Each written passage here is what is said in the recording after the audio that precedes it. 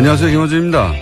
미국 주류 시각을 대변하는 대표적 외교 전문지 포린 어페어스의 6차 북핵 실험 이후 대문 기사는 트럼프 정부의 군사행동 거론은 믿기 어려울 정도의 광범위한 비극이 될 뿐만 아니라 믿을 수 없을 정도로 멍청한 소리라고 일갈하고 있습니다.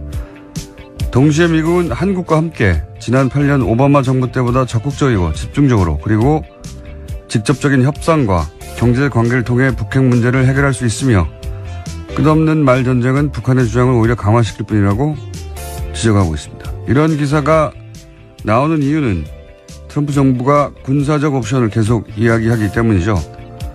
북핵 실험이 계속되는 마당에 미국이 가만히 있을 수는 없겠죠. 하지만 구체적 정책이나 통일된 정부 견해 없이 거친 말부터 토해내는 트럼프 덕분에 미국의 긴장도는 계속 분명 올라가고 있습니다. 우리 언론이 그 긴장을 그대로 전달하는 것도 중요하죠. 그런데 왜 트럼프의 거친 말들은 그 당사자가 될 우리 입장에서는 절대 결코 말도 안 된다는 주장을 우리 언론 스스로는 안 하는 겁니까? 죽는 건 우리인데. 그럼 트럼프의 말 이상으로 거칠게 트럼프를 직접 비판할 자격이 우리에게는 있는 거죠. 왜 우리 땅에서 벌어질 일인데 이역만리 미국인들 말을 중계만 하는 건지. 동맹은 동맹이고 해야 할 욕은 좀 하고 삽시다. 김호준 생각이었습니다.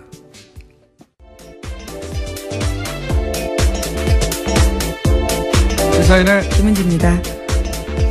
자, 북핵 뉴스가 아직도 많이 쏟아져요. 그죠? 예, 계속해서 나오고 있습니다. 어제는요, 미국이 한국에 수조원대 무기를 팔기로 했다고 백악관이 밝혀서 화제가 되고 있습니다.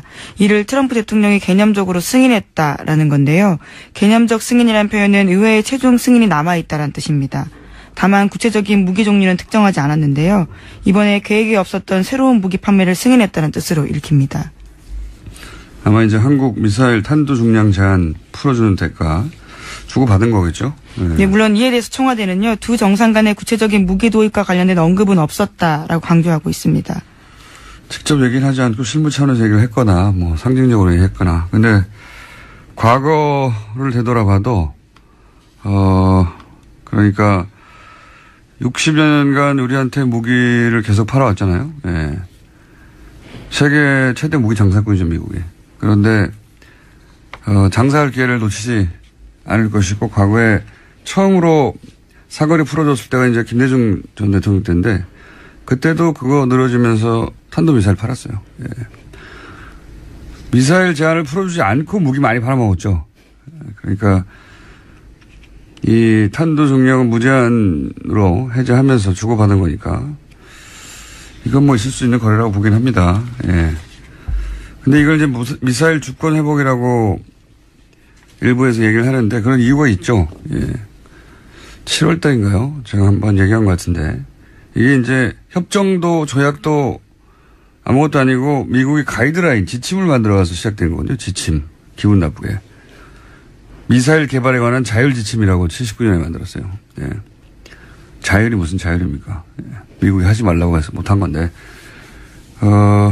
그 때문에 북한이 89년에 이미 노동미사일로 한 1300km, 대포동으로 2600km 개발할 때 우리는 180km로 제한되어 있었어요. 10분의 1도 안 되는. 기술이 없어서가 아니라 미국이 못하기 때문에. 김대중 정부 때 한 300km로 늘렸고, 거리를. 그것도 그 기술은 수출하지 못하게 하는 협정에 가입하고 나서 미국은 미사일을 팔지만 우리는 안 된다는 거죠. 예. 그렇게 됐고. 노무현 정부 때 이제 전시작전권 한수 합의하고 나서 그때 협상 시작해서 2년 걸려가지고 또 사거리를 800km로 이명박 정부 대서에 받아냈거든요. 네. 근데 이번에는 이 탄두를 무제한으로 풀겠다는 거죠. 이게 무게가 풀리면 본질적으로 거리도 풀리는 것과 마찬가지인 게 무거운 거를 나르다가 가벼운 걸로 바꾸면 더 멀리 가니까 그런 의미에서 미사일 관련해서 제약은 사실상 없어졌다. 이렇게 해석할 수도 있습니다. 네. 그 관련해서 뉴스가 계속 나오는 거고요. 다른 뉴스가 또 있습니까? 네, 문재인 대통령이 러시아 블라디보스토크로 오늘 출국합니다. 오늘 개막하는 동방경제 포럼 참석과 블라디미르 푸틴 대통령과의 정상회담 때문인데요. 이를 앞두고 러시아 타스 통신과 인터뷰를 했습니다. 내용들이 좀 눈에 띄는데 문재인 대통령은 북한 핵 문제 해결에 도움이 된다면 어떤 종류의 대화도 피하지 않겠지만 지금은 북한과 대화할 적절할 때가 아니다라고 밝혔습니다. 또 한국은 북한의 6차 핵실험에 단호한 조치를 취할 것이지만 동시에 북핵 문제의 근본적 해결 방안 모색을 계속할 거다라고 강조했는데요. 또 그러면서도 북한이 도발을 반복하고 뒤이어 국제사회가 이를 비난하고 대북 압박을 강화하는 악순환의 고리를 끊을 필요가 있다라고도 했습니다. 이게 제일 중요한 얘기인 것 같아요. 그러니까 이렇게 해왔죠. 벌써 10몇 년간 이상. 10몇 년이 뭡니까? 90년도부터 시작했으니까 거의 30여 년 가까이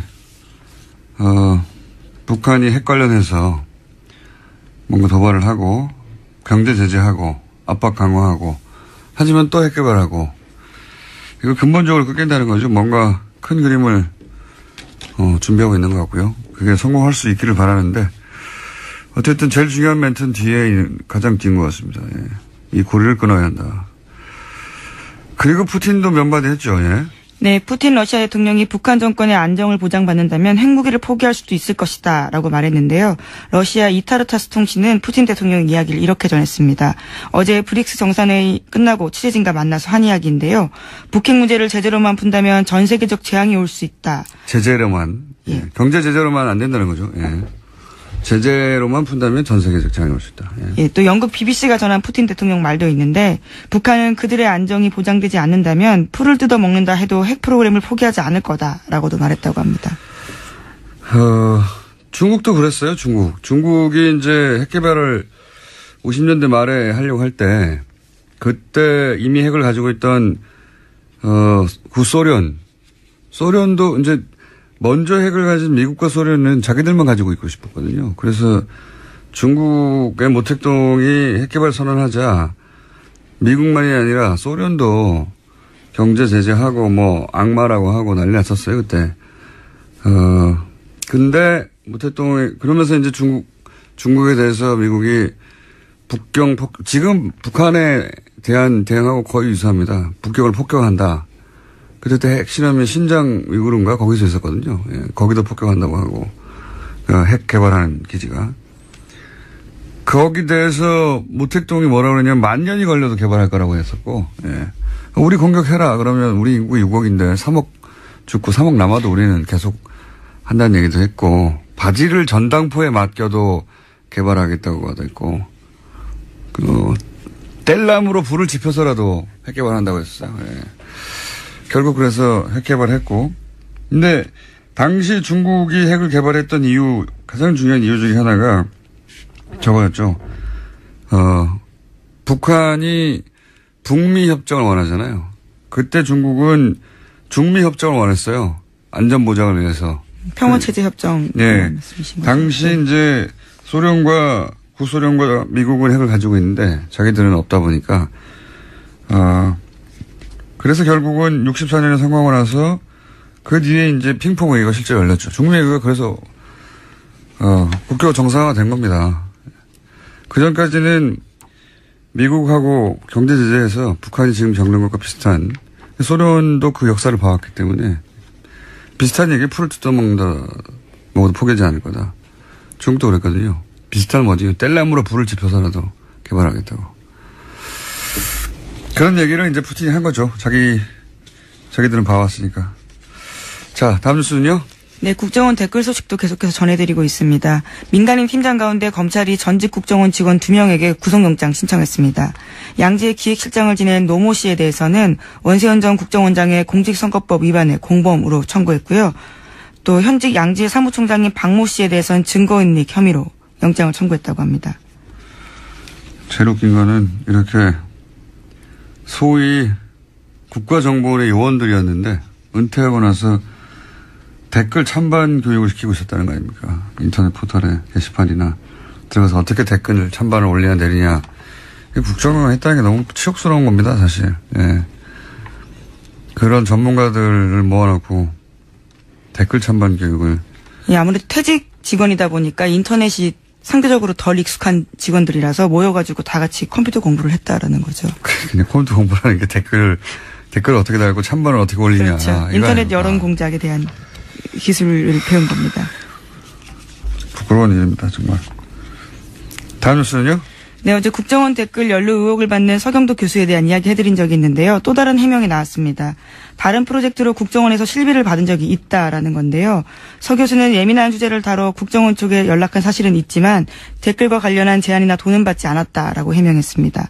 그러면서 과거에 한글 전파 프로젝트나 유네스코 관련 업무를 추진하면서 국정원으로부터 업무에 필요한 실비를 지원받은 적은 있다라고 인정했습니다. 어제 납득이 쉽지 않은 대목이 있다고, 예. 친한 국정원 직원이 실적 때문에 자기 이름을 자기 몰래 올렸다고 처음에 그랬다가, 이게 이제 이름만 올리면 모르겠지만 돈이 갔기 때문에 만약에 영수증이 있으면 횡령 아니냐. 그러면 형사처벌 대상이 될 수도 있고, 그 직원이 단순히 양심선언 수준에서 끝나는 일이 아닌데, 서경덕 교수에게 말을 하고 서경덕 교수가 그걸 언론에 먼저 얘기해버리면, 그렇게 세상에 알려지면 자기는 국정원 내부 조사에 거짓말을 했고 또 국정원 조사 부실을 세상에 알렸고 돈도 횡령했다는 사실을 이렇게 알리는 거니까 자신이 그렇게 가중처벌을 받을 일을 이런 식으로 처리했다는 게 이제 납득이 안 간다고. 예, 서경덕 교수의 해명만으로는. 근데 이제 영수증이 있다 보니까 돈을 받긴 받았다 이렇게 얘기를 한 거고. 근데 여전히 납득이 안 가는 대목은 사립대 교수가 한글 전파, 유네스코 관련 일을 하는데 왜 국정원한테 돈을 받습니까? 네, 주로 문화체육관광부 사업으로 보이는데 국정원으로부터 이런 돈을 받았다라고 하는 거죠. 그러니까요. 국정원 내부 자료에 대통령 업적 홍보를 위해서 지원금도 서 교수에게 책정되어 있었다고 하는데 사립대 교수가 대통령 홍보를 대신해 줄 이유는 없잖아요. 네. 그리고 그걸 왜 국정원이 책입니까? 문체부 일인 것 같고. 문체부도 국가 홍보를 하지 대통령 홍보를 따로 한다는 것도 그렇고 대통령 홍보를 위한 지원금을 국정원에 책정해서 사립대 교수에 준다. 댓글에 투입되지는 않았을지 모르겠는데 예, 국정원이 원하던 것을 제공하고 돈을 받은 사실관계가 있는 것 같긴 합니다. 네, 예. 돈을 준 국정원 직원도 그렇게 일관되게 진술하고 있다고 합니다. 내부에서는요. 근데 이제 이게 그 명단이 거의 같이 있었다는 것은 국정원 입장에서는 댓글 공작과 본질적으로 마찬가지 맥락으로 이해했다는 거겠죠. 예. 대통령 찬반 클릭하는 거나 대통령 정책에 대통령 홍보를 사립대 교수 중에 지명되어 있는 사람이 하는 거나 그래서 댓글 부대 명단과 함께 관리한 게 아닐까. 그런 추정이 가능하겠네요. 이게 이제 댓글 부대 처벌하듯이 처벌할 수 있는 사안인지는 모르겠습니다만은 상식적이진 않네요. 예. 국정원이 왜 대통령 홍보를 위해서 특정인에게 지원금을 책정해줬다.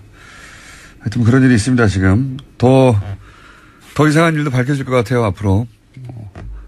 대기업 임원이 댓글 예, 롯데라고 특정되어 있죠. 서 교수님은 지명도가 있다 보니까 이제 먼저 기사가 된 것 같고. 자, 또 뉴스가 있습니까? 네, 댓글 관련된 소식 계속 전해드리면요. 군 사이버사령부 댓글 공작에 대해서 폭로한 사이버사 전직 간부가 검찰에서 당시 상황에 대해서 진술했다고 합니다. 이 간부는 이명박 정부에 이어서 박근혜 정부 때도 댓글 공작 계속됐다라고 증언하고 있는데요. 지난 4일에 참고인 자격으로 검찰에 가서 관련된 진술을 했다고 합니다. 요것은 저희가 직접 이 기사를 취재한 KBS 기자가 나와서 한번 전달해 드린 적이 있습니다. 그러니까 박근혜 정부 첫 국방장관 후보자였던 사람부터 이미 사이버 사령부에서 댓글을 달기를 했고, 예. 그러니까 박근혜 정부 시절에도 그 조직은 계속 돌아가고 있었다. 그런 얘기죠. 그게 이제 기사화 됐군요. SBS를 통해서. 우리가 먼저 했는데. 자, 어쨌든 이 댓글 관련해가지고는 계속 기사가 나올 것 같고, 우리가 예상치 못한 수준으로, 예, 댓글 관련 스캔들이 커질 수 있을 것 같습니다. 지금 우리가 알던 이름이 조금씩 나오잖아요. 네, 2013년에 이 사건 접할 때만 하더라도 그것만으로 이미 크다고 생각했었는데 훨씬 범위가 더 컸던 거죠. 훨씬 더 컸던 거고 상상하지 못할 영역에서도 돈을 받고 댓글을 달고 있었다. 저는 앞으로 우리가 그 사람도 그런 거였어라고 할 만한 인물이 더 나올 수 있다고 봅니다. 그리고 계속 이런 뉴스 나올 때마다 계속 제가 얘기하지만 박근혜 정부 때는 없었는가? 그리고 지금은 없는가? 왜냐하면 이 조직들이 외곽화하고 사실은 일정 정도 자생화하고 그리고 돈이 흘러가는 루트도 다양하게 변했을 테니까 지난번에 한번 들키고 나서 2012년에 저는 지금도 활동한 정황으로 보이는 작업들을 봅니다. 예, 근데 증거가 없어서 말 못할 뿐. 자, 다음 수는요? 네, 자유한국당이 어제도 장애투쟁을 이어갔습니다. 김장겸 MBC 사장 영장 발부에 반발해서 정기국회 일정 보이콧을 하고 있는데 그 일환입니다. 어제는 고용노동부를 갔었고요. 또 오후에는 청와대를 갔습니다. 항의 방문 차원이었는데 때문에 국회 본회의가 2분 만에 열리자마자 끝나기도 했습니다. 그렇군요. 뭐 여야 모두 국회의사당이든 뭐 거리든 혹은 청와대 앞에 단체로 지지자들에게 어필하는 이런 퍼포먼스 많이 해왔어요. 예. 해왔는데, 80명 정도 갔다고 하는데 국회의원이 약속 없이 갑자기 거기 가가지고 대통령 나오라고 하면 나올 리가 없다는 걸 자유한국당 의원 자신들이 누구보다 잘 알아요. 왜냐면 자기들이 집권할 때도 그렇게 안 했거든요. 예. 예. 야당이, 그때 당시 이제 민주당이 청와대 앞에 가서 이렇게 했을 때 안 받아줬어요. 아니, 심지어는 자기들이 여당일 때도 대통령 만나기 힘들었잖아요. 예. 안 만나준다는 전제하에서 가서 불통이다. 이런 얘기하고 단체 사진을 잘 찍으면 목적을 달성하는 건데 제가 보기엔 좀 실패해요. 왜냐면은 요즘은 단체로 청와대 앞에 예전에는 못 갔죠. 경우가 굉장히 삼엄한 예. 수준이었습니다. 지금은 그래서 달라졌죠. 국회의원들 정도나 돼야 청와대 앞에 가서 이렇게 단체로 시위를 할 수 있었는데 지금은 지금 청와대 분수 앞에서 단체 사진 찍고 왔거든요. 예. 실제로 영미관에 들어갔다 나왔어요. 예. 아예 못 들어간 게 아니고. 들어갔는데 이제 그 얘기는 안 하고 있는 거고. 들어갔습니다. 들어가긴 들어갔는데 분수 앞에 찍었는데 요즘 여기는 중국 관광객들 코스입니다. 네, 게다가 1인 시위하는 시위자들도 굉장히 그러니까요. 많습니다. 일반인 민원 같은 느낌이에요, 이제는. 이 퍼포먼스가 제가 보기에는 그래서 최근에 변화된 청와대 앞 상황하고는 안 맞는다. 예. 거기 중국 관광객들 단체로 찍는 자리에서 찍었더라고요. 예. 연출에 실패한 게 아닌가. 장소를 따로 구하거나 영민관 안에 들어서 어떻게 하는 게 낫겠습니다.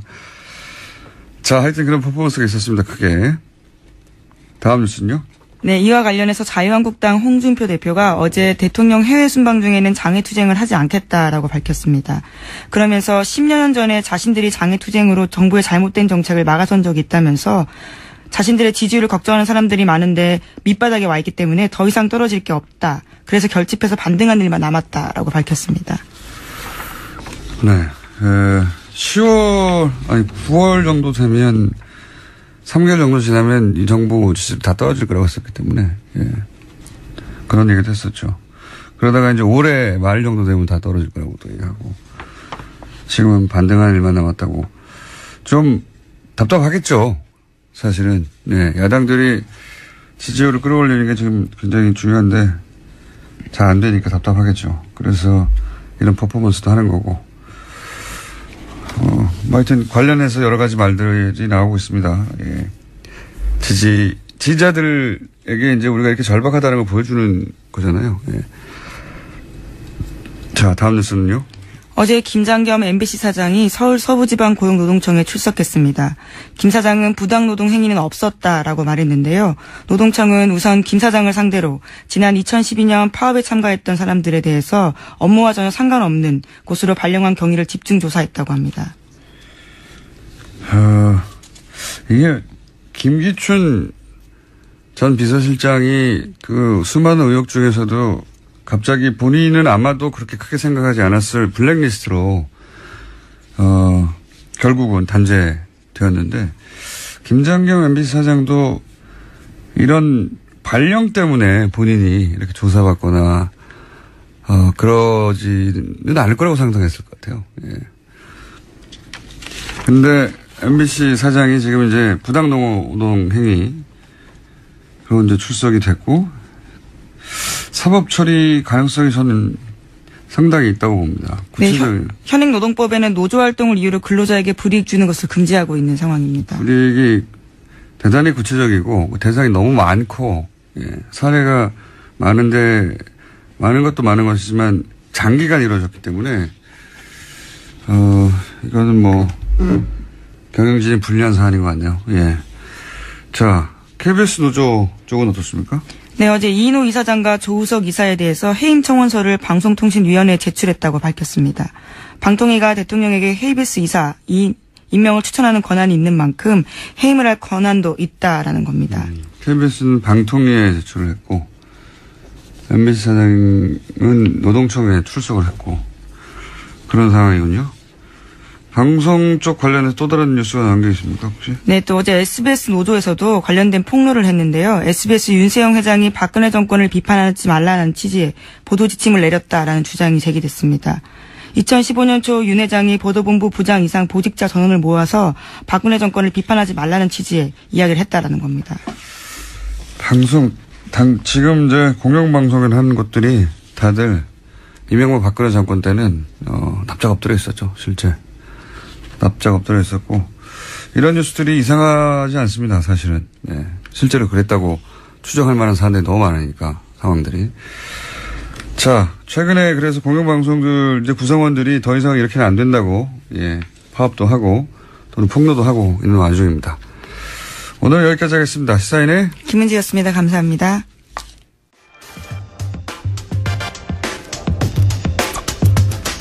북핵 6차 실험과 자유한국당 의사일정 보이콧 등등 현안된 일이 많습니다. 안철수 대표의 국민당 입장 들어보겠습니다. 박지원 전 대표 전화 연결됐습니다. 안녕하세요, 대표님. 안녕하세요, 오랜만입니다. 예, 새 지도부 탄생하고 첫 연결입니다. 근데 어제 저희 인터뷰가 예정돼 있는 시점에서 이렇게 SNS에 쓰였어요. 예, 국민당 일부에서는 김어준 인터뷰에는 응하지 말자. 그렇지만 김어준 총수가 너무 편파적으로 방송을 한다 하는 것이 이 지지층에서 많은 불평이 오고 있습니다. 네, 알겠습니다. 그렇게 인식하고 계시군요. 그렇지만 그러니까 예, 제대로 해달라 이것을 요구하는 겁니다. 예, 제가 제대로 안 한 적 없는 것 같은데. 아니요. 저에게도 할 때 항상 편파적 질문을 합니다. 예, 모두에게 저는 그렇게 어렵게 질문합니다.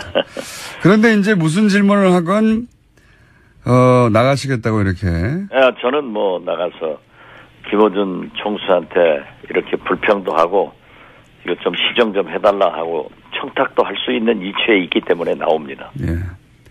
모두가 만류한지는 모르겠지만 하여튼 만류에도 불구하고. 모두가 만류하니까 제 기침도 나오잖아요. 나와주셔서 감사하고요. 네, 감사합니다. 새 지도부 찬생하고 첫 연예이기 때문에 새 지도부에 대한 질문을 좀 먼저 드리겠습니다. 안 대표 출마를 반대했던 분들이 이제 당내 많이 있었지 않습니까? 동교대도 그렇고 의원들 다수도 그랬고 그분들 지금 분위기는 어떻습니까? 뭐 저 자신이 안철수 대표가 지금 나설 때인가 죄송합니다 하고 반대했었습니다만은 네. 그분께서 출마를 하니까 역시 우리 당원 바닥에서는 안철수가 출마한다고 하면은 그래도 안철수에게 지지를 해서 당을 맡기는 것이 바람직하지 않느냐 이런 결론에 도달했고 그래서 압도적으로 당선됐고 선거 과정은 치열했지만은 후보들도 모두가 승복했고 지금은 협력해서 당을 살려야 된다 하는 생각으로 뭉쳐 있습니다. 압도적으로 당선된 건 아닌 것 같긴 한데 그런데 결과가 4명이 출마를 했는데 거기에서 51%를 받는다고 하는 것은 압도적이죠. 뭐 알겠습니다. 하면은 문재인 대통령은 49%밖에 안 받았으니까 어떤 의미에서 보면은 선거는 그 정도 후보가 4명 있는 데서 그렇게 받으면 압도적인 겁니다. 알겠습니다. 그걸 압도적이라고 하시니까 압도적으로 생각하지 않으니까 문제가 있다니까요. 이런 건 어떻습니까? 최고위원들도 한 번 빼고 다 원외인데다가 또 안철수 계로 분류가 되고 이런 현실이 이제 호남 현역 의원들에게는 충격적이지 않았을까요? 그때 당시에? 최고위원들은 안철수 계라고 꼭 평가할 수는 없을 것입니다. 뭐 그렇게 분류돼서 보도되긴 하던데. 여성 위원장 위원장이건 그분 한 분 제외하고는 아니죠.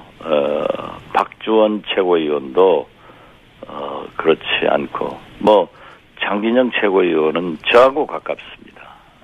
구태여 따진다고 하면은. 네. 그렇기 때문에 네. 골고루 당선됐고 현역 의원은 이동섭 의원 한 사람 출마를 했는데 예. 아무래도 우리 당의 그 분포가 원외위원장이 많지 않습니까? 네. 그렇기 때문에 원외위원장들은 자기들의 권익 또는 장래를 위해서 원외의 목소리가 좀 당에 반영돼야 된다. 이런 결과 아닌가 생각합니다. 근데 당일날은 지금은 이제 여러 가지로 해석하고 받아들이실 수 있는데 당일날은 충격을 받긴 받으셨던 것 같은데요. SNS에 충격이 이만저만 아니다. 물론 나중엔 그 글이 이제 스스로 본의 아니게 올라간 거라고 수정하기. 그것은 제가 뭐 아미티콘인가 뭐 그걸 잘못 눌렀어요. 네. 잘못 눌렀다고요? 저는 뭐 이모티콘이 충격적이라고 텍스트로 번역되는 이모티콘도 있습니까? 네, 있어요. 저는 몰랐는데. 그렇습니까? 네, 있더라고요. 충격이 이만저만 아니다라고 번역되는 이모티콘은 없을 것 같은데요. 있어요. 문자가 들어있어요. 역시 그 김호준 정수도 그 핸드폰 IT 쪽에 좀 블라인드구만. 그걸 제가 써가지고 마지막 것을 하기 위해서 안철수 대표가 맨 나중에 발표되니까 이렇게 주머니에 넣었는데 그게 눌러졌더라고요. 나중에 알겠습니다. 예. 확인돼요. 네. 예, 알겠고요. 거짓말하면 큰일 납니다. 가끔 필요할 땐 하시잖아요. 예, 조용히. 그래도 그건 필요하지 않아요. 근데 이런 것도 있지 않습니까? 최고위원들도 한 분 빼고 다 원내고 51% 정도로 선출됐고 그러다 보니까 이제 실제 현역들이 모인 의원 회의에는 못 들어오고 뭐 본회의장도 못 들어가고 지도부가 그러면 이제 따로 갈 수밖에 없지 않느냐. 당대표 장악력이 제대로 생기겠냐 이런 지적이 있긴 있습니다. 어떻게 보십니까? 과거에 우리 여야당에 보면은 그 지도부가 원외일 때가 많았습니다. 네. 최근에도 우리 손학규 대표가 원외에서 당대표를 했고 제가 원내대표를 해서 그런 경우도 있습니다. 그렇기 때문에 물론 원내가 지휘를 한다고 하면은 더 좋겠지만은 또 당대표는 국회 의사당 안에만 못 들어가지 원내 의총이나 등에 와서 다 참여를 하고 발언을 하고 하기 때문에 큰 지장은 없을 겁니다.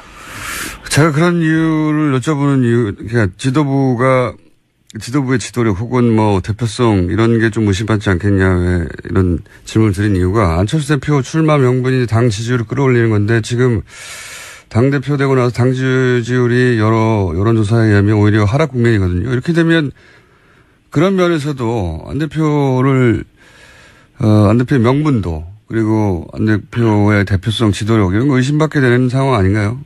뭐 하락 국면은 아닌 것 같고 두서너 개의 여론조사 기관 발표에 의하면은 미세하게 상승하고 있지만은 우리가 지금 현재 흔히 말하는 안 대표의 당대표 선출로 인한 컨벤션 효과는 나타나지 않는 것은 뭐 확실합니다. 네. 그런다고 우리가 그러한 것도 기대하기가 어려워요.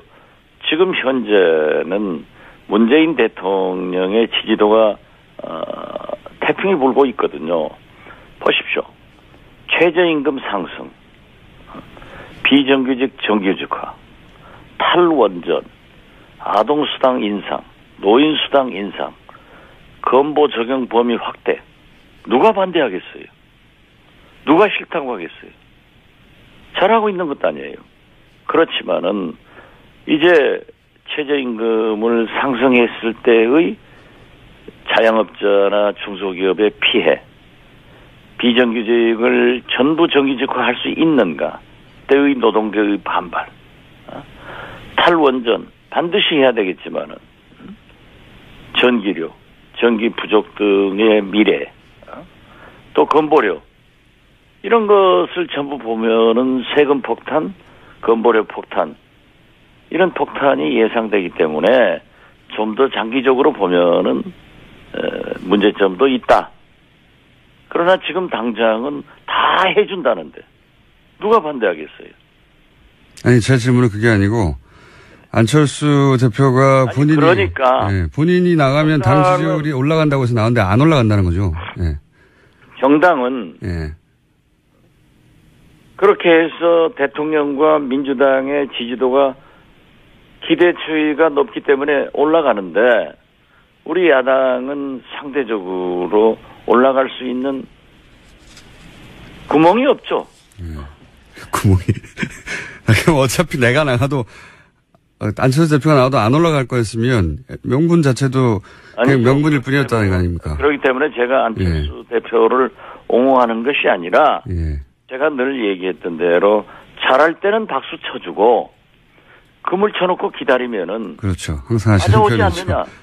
그리고 우리가 야당으로서 지금 또 적극적으로 정책적으로 최저임금을 인상했을 때 자영업자와 중소기업은 이런 피해가 있기 때문에 정부에서 어떻게 대책을 세워달라. 건보료는 이러한 것을 대안을 제시해서 정부에 제시한다고 하면은 지금 현재 정부는 민주당은 그러한 대안에 대해서 미흡하거든요. 이렇게 제시를 했을 때 국민의당이 이렇게 준비하고 일할 수 있겠구나. 또 미래를 준비하는구나 하는 것으로 지지도를 올라갈 수가 있는 거죠. 그렇기 때문에 그러한 준비를 안철수 대표가 해야 된다 하는 말씀을 드리는 거예요. 이거는 어떻습니까? 지금 말씀은 이제 지지해 줄 건 지지해 주고 또는 보완할 건 보완하고 비판할 건 비판하고 이렇게 케이스 바이 케이스로 접근해야 된다. 야당 아니에요? 예. 그렇게 말씀하신 건데 지금 안철수 대표는 이제 취임하자마자 문재인 정부와 싸우겠다. 지지율은 허공에 떠 있는 사상 누각이다. 이렇게 얘기를 인터뷰를 통해서 하고. 근데 이제 이렇게 말할 수는 있는데 안철수 대표는 박근혜 정부 시절에는 싸우지 않겠다는 게 모토였어요. 자신은 촛불 집회도 태극기 집회도 안 나간다고. 근데 문재인 정부는 출범 석 달 만에 싸우겠다고 선언하는 걸 보면 문재인 정부가 박근혜 정부보다 석 달 만에 못한 게 확인된 겁니까? 그렇지 않습니다. 그렇지 않습니까? 박근혜 정부와 누가 더 싸웠습니까? 박근혜 정부를 탄핵시키는데 누가 앞장섰습니까? 제 말은 안철수 대표의 워딩을 이제 옮긴 거예요. 박근혜 정부 때는 싸우지 않겠다. 싸우지 않겠다가 아니라 사사건건 발목을 잡지 않겠다. 싸움만 하는 것이 국회냐라는 국민적 비난에 직면했을 때 그렇게 한 번씩 얘기한 거지. 지금도 우리가 자유한국당이 국회 본회의를 보이콧하고 싸우고 있기 때문에 싸우지 마라. 국회 들어와서 얘기하자. 국회가 가장 강력한 투쟁 장소다. 이렇게 얘기했으면은 그걸 박근혜 정권 때 한 겁니까? 아니 제가 드리는 말씀이 이런 겁니다. 전향적으로 시각을 가지고 잘못한 것을 똑 집어서 얘기한다면 우리도 할 말이 없어요. 그렇지만 그러하지 않잖아요. 얼마나 많은 협력을 하고 있습니다. 박지원 대표님은 사안에 따라서 이건 잘했다고 그냥 앞뒤 없이 정확하게 잘했다고 하기도 하고 혹은 이건 문제라고 하기도 하는데 문재인 정부에 대해서 안철수 대표는 그 문재인 정부에 대해서 잘했다고 하는 건 없는데요. 잘했다고 하는 건 하죠. 또 그러고 꼭 잘했다고 말해달라는 게 아니라 당 대표가 그렇게 리드하면서 삼남한상을 당 대표가 다 얘기하는 건 아닙니다. 우리 당도 맡은 바에 따라서 이러한 말은 누가 하고 저러한 말은 원내대표가 하고 이렇게 정해져서 분담해서 하는 경우가 많기 때문에 국민의당에 총체적으로 움직이는 것은 안철수 대표가 리드하고 있다고 평가하면 되는 거고 대한민국과 민주당을 총체적으로 움직이는 것은 문재인 대통령이 하고 계신다 이렇게 보면 되는 거예요. 제가 이 질문을 드린 이유가 뭐냐면 칭찬하라는 게 아니라 안철수 대표가 시작하자마자 이제 문재인 정부가 각을 세우는데 주력하는데 여러 인터뷰를 통해서. 근데 그렇게 각을 세우는 건 지난 비대위 체제에서 충분히 했어요. 근데 그게 어필이 안 되니까 국민의당 지지율이 잘 안 나온 건데 그걸 또 반복해서 똑같은 방식으로 지지율을 끌어올릴 수 있겠는가. 지지율을 끌어올리기 위해서 나왔다고 하니까 제가 그런 의문이 들어서. 지지율을 끌어오기 위해서 각을 세우는 것이 아니라 예. 문재인 정부는 현직 대통령을 탄핵시키고 감옥에 보내고 촛불혁명의 산물로 태어났기 때문에 연희 정권과 다릅니다. 다른 대통령과 다른 거예요. 새로운 대한민국 국가 대개혁을 위해서 잘하는 것은 잘한다 하고 못하는 것은 각을 세워서 야당의 역할을 하겠다 하는 것으로 이해를 하시면 틀림없습니다. 아니, 대표님은 항상 그렇게 말씀하시고 실제로 그렇게 하시는데 안철수 대표가 그렇게 하고 있다니까요. 그렇게 안 하고 계신 것 같은데요. 대립각을 세우는데 주력하시는 것 같은데 지금. 대북 정책에 대해서도 예. 안철수 대표는 오히려 문재인 대통령처럼 지금은 제재할 때다. 강력히 제재하자. 이렇게 얘기를 하고 있지만은 저는 그렇게 분업으로 대통령도 말씀하시고 하기 때문에 제재도 필요하지만은 대화를 해야 된다. 이렇게 얘기를 하고 있는 겁니다. 대북 정책 말씀하시니까 안철수 대표가 뭐라고 했냐면은 대화 상대도 아닌 북한과 대화를 얘기하는 건 구걸이다. 문재인 정부는 더 이상 대화에 매몰되면 안 된다. 이렇게 긴급 성명을 냈어요. 근데 오히려 이럴 때일수록 제재도 하지만 동시에 대화의 끈도 놓치지 않는 게 햇볕 정신 아닙니까? 문재인 대통령도 똑같은 얘기를 했잖아요. 지금은 대화할 때가 아니다고. 제재할 때라고. 아니 그러니까 제 말은 같은 맥락인데 무슨 얘기냐면 그러나 저는 강력한 제재도 하면서 예. 그래도 대화권을 놓쳐서는 안 된다. 그렇죠. 예. 이게 옳은 생각 아니에요. 그게 이제 김대중 전 대통령의 햇볕 정책인데 문재인 대통령께서 지금은 대화할 시기 아니다. 제재할 때다. 대화할 말을 하지 말라. 이런 얘기를 했다고 해서 대화 안 하겠다는 건 아니에요. 거기에 그 기조가 있기 때문에 예. 또 안철수 대표도 그렇게 강경한 대북 경고 메시지를 했을 뿐이지 이 강경한 제재도 결국 대화를 통해서 평화를 가져오기 위한 강력한 제재이지 전쟁을 하기 위한 제재는 아니다 하는 것을 기조에 깔고 있지 않습니까? 자, 안철수 대표가 문재인 정부에 대해서 거의 모든 사안에서 비판적인 거는 그냥 언론 인터뷰를 보면 사실 드러납니다. 그리고 대북 정책에 대해서도 대화 상대가 아닌 북한과 대화를 얘기하는 건 구걸이다. 이런 표현 자체가 물론 그러면서는 대화에 매몰되면 안 된다. 이렇게 비판을 하는데 지금 대표님처럼 이럴 때 강력한 제재도 해야 되지만 동시에 대화의 끈도 놓치지 않아야 한다고 말하는 게 햇볕 정신 아닌가. 그렇습니다. 그런데 안철수 대표 체제에서는 말로 예. 가장 튼튼한 안보 속에서 한미 동맹에서 출발하는 거예요. 그러니까 안철수 대표 체제에서는 햇볕 정책 예. 안철수 대표도 지적하는 것은 예. 과연 문재인 정부가 한미 동맹이 굳건한가 하는 것에 대해서 의심을 가지고 있는 겁니다. 며칠 전만 하더라도 미국에서는 미사일을 발사했다. 우리 정부에서는 방사포다. 해가지고 불신을 가져왔어요. 결국 3일 만에 우리 정부가 미국의 발표가 맞다라고 한다면은 핵실험을 했건 미사일을 발사했건 우리 정부는 구조적으로 미국 정부와 함께 정보를 분석해서 발표를 하게 돼 있습니다. 그런데 이것만 보더라도 왜 미국 정부는 미사일이라고 하고 우리 정부는 방사파로 가는가? 이게 3일간 계속되니까 과연 한미동맹이 굳건한가? 한미 간에 신뢰가 있는가? 하는 것을 의심해서 얘기할 수도 있는 거예요. 한미동맹이 굳건하느냐 질문할 수 있습니다. 근데 제가 지금 드리고 싶은 질문은 뭐냐면 박지원 대표님은 이럴 때 하지만 동시에 대화도 해야 된다고 주장하시고 그게 햇볕 정책의 기본 정신인데 안철수 대표는 거꾸로 지금 대화는 구걸이다.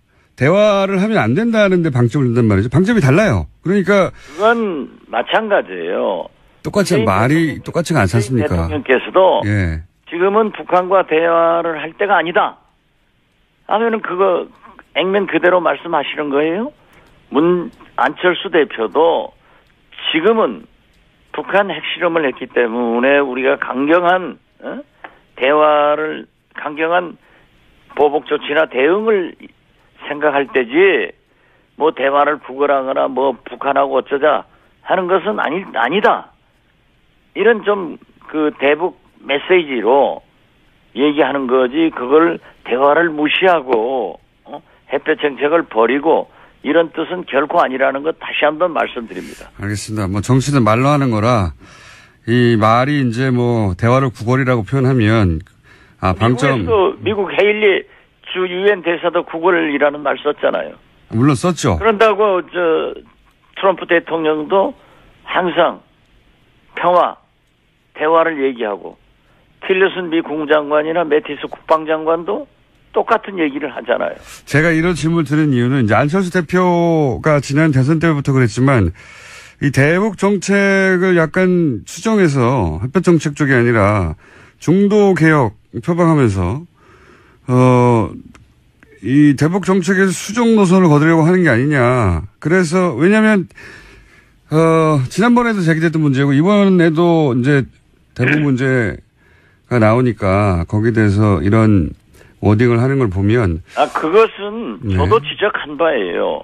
안철수 대표에게 당대표를 나오지 말고 이러한 것을 대비하자 했을 때 안철수 대표는 대북 문제에 대해서도 이렇게 한번 생각해 볼 필요가 있지 않느냐 해서 저랑 토론해서 그렇지 않다.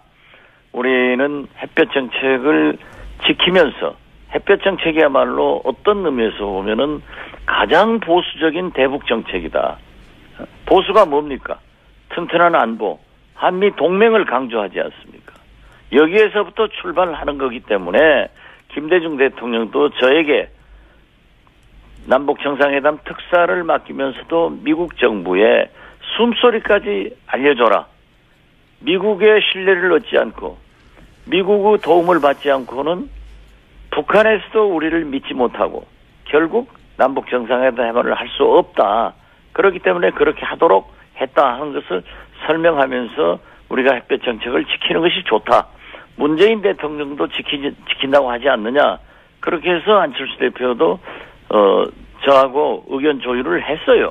그리고 그러한 것을 계속 견지해 나가고 있습니다. 대표님한테 자꾸 똑같은 질문을 드린 이유가 뭐냐면 바른정당이 국민의당과 연대 조건을 내세운 것 중에 하나가 이 햇볕 정책, 대북 정책의 수정인데 뭐 문재인 정부도 결국은 햇볕 정책의 근간을 둔 대북 정책입니다. 그런데 그렇죠. 예, 이걸 비판하는 거는 안철수 대표가 예. 확실하게 김대중 대통령의 햇볕 정책을 개선하겠다.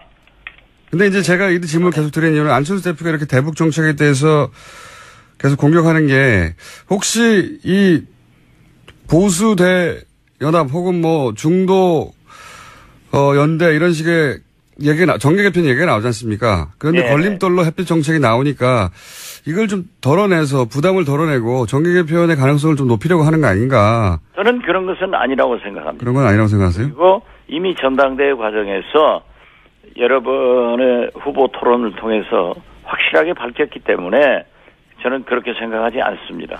지금 그런 의미에서 저는 어제 그제 예. 추미애 대표가 국회 대표 연설을 통해서 대화를 해야 된다라고 강조하니까 바로 옆자리에 있는 자유한국당에서 뭐 야유하고 난리가 났어요. 예. 그래서 제가 큰 소리로 잘한다. 추미애 대표 잘한다. 그러면 전쟁하잔 말이냐 하고 제가 얘기했어요. 대표님에 대해서는 저는 의심하지 않습니다. 햇볕 정책의 계승자로서. 근데 그럼 누구를 의심한다는 거예요? 아니, 의심한다기보다는 안철수 대표 그러하지 않습니다. 알겠습니다. 한 가지만 더 여쭤볼게요, 그러면. 지금 바른정당의 자강론자인 이해현 대표가 자진 사퇴하는 수준이고 박근혜 전 대통령도 출당이 아마 시기만 남았지 기정사실인 것 같은데 이렇게 되면 바른정당 혹은 뭐 자유한국당의 통합 혹은 비슷한 정계 개편 이런 가능성이 굉장히 높아진 거죠. 그렇게 봐야 되겠죠? 어떻게 됐든 정기국회 과정이나 정기국회가 끝나면은 내년 지방선거를 앞두고 조금 요동을 칠 것만은 사실입니다. 국민의당은 그대로 있습니까? 저는 국민의당은 정체성을 지키기 때문에 그대로 있을 것이다. 이렇게 예상을 합니다. 감사합니다. 박지원 대표였습니다. 노르가즘, 예, 뉴스공장에 가장 인기 있는, 가장 문자가 많이 오는 코너입니다. 정의당 노회찬 원내대표 나오셨습니다. 안녕하십니까? 네, 안녕하세요. 네, 저희가 곧 1년이 됩니다. 예, 축하드립니다. 첼로 연주하시기로 하셨다고 혼자 내심 결정하신 걸로 제가 입당하시기로 혼자 결정. 가입하고 연주 30분 하는 걸로. 예. 기다리는 사람이 많아요. 예. 제일 여전히 켤 수 있는 첼로 곡이 있습니까? 여전히 켤 수 있는. 좀만 연습하면. 입당어서 쓰실 준비 되셨습니까? 30분 입당할게요. 예. 있으시죠? 있는 걸로. 마지막으로 연주해 보신 게 언제입니까? 오래됐어요. 꽤 오래됐어요. 그래도 이게 어릴 때부터 했기 때문에 좀만 하면 30초는 할 수 있지 않습니까? 30초 해가지고 뭘. 아, 네, 3분 드리겠습니다, 그럼. 콩나물 한 10g 정도밖에 안 될 텐데. 저희가 지난주에 리얼미터 의뢰해서, 서울시장 적합도 조사를 했는데, 출마 선언을 하신 것도 아닌데 5위가 되셨어요, 5위. 예, 자세한 내용은, 홈페이지에서 확인하시면 되는데, 5위. 예상하셨습니까? 박원순, 이재명, 황교안, 안철수 순으로 나왔는데. 그다음에 아니, 그분들은 대부분 서울 시민이거나 경기도민이던데, 그게 왜 경남도민을 끌어넣었어요? 그러는 게 아니라 나온 걸 어떻게 해요? 나와버렸어요. 예. 5위. 언제 나가실 겁니까? 선언은? 안 하십니까? 아, 저는 창원 시민이자 경남도민입니다. 네. 아, 창원시장. 아니, 지자체장이, 정의당에서 나올 때가 됐지 않습니까, 이제? 예, 정의당 입장에서도, 뭔가를 이게 집행하는, 정의당이 집행을 하면은 뭐가 달라지는가, 네. 권력을 잡으면 뭐가 달라지는 걸 보여주기 위해서라도, 이 지방자치의 단체장을 갖다가 꼭, 몇 군데라도, 한두 군데라도 역임을 해가지고, 실제 상황을 보여줄 필요가 있습니다. 검증을 받을 필요가 있는 거죠. 이재명 시장도 결국은 지자체 단체장으로, 그 지자체를 바꾸면서 부상한 거거든요. 그렇습니다. 예, 예, 장이 바뀌면 어떻게 바뀌는지를 보여줘서. 네. 정의당도 이제 그럴 필요가 있지 않습니까? 아, 저는 뭐 옛날부터 그 주장을 하고 있습니다. 지금 전략적으로 노리는 지역이 있습니까? 예, 당에서 여러 가지 검토를 하고 있습니다. 거기에. 최소한 17개 광역 시도 예. 중에서는 한 군데라도 제대로 한번 붙어서 뭔가 정의당이 집권하면 뭐가 달라질 수 있는지를 한번 보여주자. 거기 차출되기 딱 14인 분인데 안 됩니까? 아니, 정의당에 좋은 사람들 많습니다. 한 타석은 넘습니다. 한 타석. 자, 아직 시간이 있으니까 이 얘기는 계속하기로 하고. 현안들이 많습니다. 우선 자유한국당이 정기국회 보이콧했어요. 예. 김장경 사장 체포영장 발부에 대해서. 이거 어떻게 보십니까? 예, 좀 우리 국민들도 납득하지 못하죠. 좀 엉뚱하죠. 학교 앞에 자기들이 잘 다니던 분식집 그 가게 주인이 구청에 소환됐는데 수업을 왜 거부하는 거예요? 그러니까 이게 문제가 있다면은 예. 그것이 부당하다고 느낀다면은 국회에서 상해 및 소집을 요구해가지고 예. 환경노동위원회에서 따지고 방송통신위원회 관련해서 그 교문위에서 따지면 될 일을 갖다가 예. 아예 정작 국회를 갖다가 거부하고 예. 길거리로 나가는 그럴 바에는 차라리 이 사태를 막으려면요 김장겸 그 사장 그 전화번호 있을 거 아니에요. 예. 자주 만나던 관계니까 전화해가지고 빨리 출두해라. 그러면 되잖아요. 예. 사실은 지금 어저께 출두했지 않습니까? 네네. 체포영장에 의해서 체포되어서 출두한 게 아니고요. 체포영장이 발부되니까 자진 출두했거든요. 네네. 그러니까 체포영장 잘 발부한 거죠. 네. 진작에 갔으면 그냥. 5차례나 자진 출두를 거부한 사람이 체포영장 발부하니까 출두한 거니까 자진 출두를 시키기 위해서 가장 효과적인 방법을 사실 노동부와 검찰이 택했다라고 볼 수 있는 거죠. 근데 이제 출두했으니까 이제 국회로 돌아가야 되는 거 아닙니까? 돌아와야죠. 예. 이 체포영장 발부 반발해서 보이콧을 했으니까 이젠 들어가야 되는 거 아닙니까? 들어와야죠. 출두를 해버렸는데. 그러니까 지금 밖에 있을 명분이 없어요. 그리고 이제 또 하나는, 안보를 망쳤기 때문에 라는 명분도 걸었습니다. 두 가지를 걸었거든요. 하나는 공영방송을 망친다고 하는 거고 하나는 지금 안보가 다 무너졌다고. 아니 안보를 망쳤으면 그럼 자기들이 휴전선으로 달려가던가. 그래야지 그럼 지금 어디를 지금 배회하고 있는 거예요? 청와대 앞에 어제 갔던데. 아니 안보 하는데 사실 어저께 그 자유한국당 원내대표 대표 연설이 있었어요. 예. 그러면 안보와 관련해서 뭔가 따질 것 따지고 자기들 대안을 내놓아야 할 자리인데 그걸 갖다가 자기들이 거부했어요. 그러니까 어제 자유한국당 대표 연설인데 자유한국당만 안 오는. 과거에 보면은 상대방 대표 연설하는 걸 갖다 보이콧하는 경우는 있어도 자기 당 대표의 대표 연설을 자기들만 보이콧한 거예요. 그러니까 이 사람들이 안 보이는 거야. 안보 얘기하지만은 정작 뭐 전쟁 나면은 안 보일 정당이다라고 제가 얘기를 했는데 사실 그렇게 될 거예요. 이렇게 할 거다. 지금 이제 실제 명분은 이제 김장경 사장하고 그다음에 안보 얘기를 했지만 말씀하신 대로 지지자들을 향해서 이제 핍박받고 있고 우리가 그래서 우리가 당신들의 지지가 필요하다고 이렇게 어필하는 거 아니겠습니까? 네, 지지자들 그렇게 생각하지 않죠. 사실은 저렇게까지 과도하게 들고 나오는 이유가 뭔가면은 그만큼 김장겸 사장이 공영방송 사장이 아니었다는 거예요. 새누리당, 자유한국당 방송 사장이었다는 거죠. 박근혜 방송 사장이었던 것이고요. 그래서 이제 박근혜 무너지니까 이제 그런 몇 개 안 남은 가짜 언론에게 기대고 있다가 그거마저 무너지고 있는 데 대한 어떤 두려움 이런 거죠. 본인 입으로 내가 보수의 마지막 보루다. 내가 무너지면 한국당이 무너진다. 이런 말을 김장경 사장이 자유한국당 관계자를 만나서 했다고. 그래서 나를 지켜달라고. 김성수 의원이 주장을 했죠. 이게 김장경 사장 본인 입으로 이런 말을 했는지 아닌지는 저는 확인할 수 없는데 김성수 의원이 주장을 했어요. 이런 얘기 들었다고. 이게 서로가 그런 의식을 공유하고 있을 수 있죠.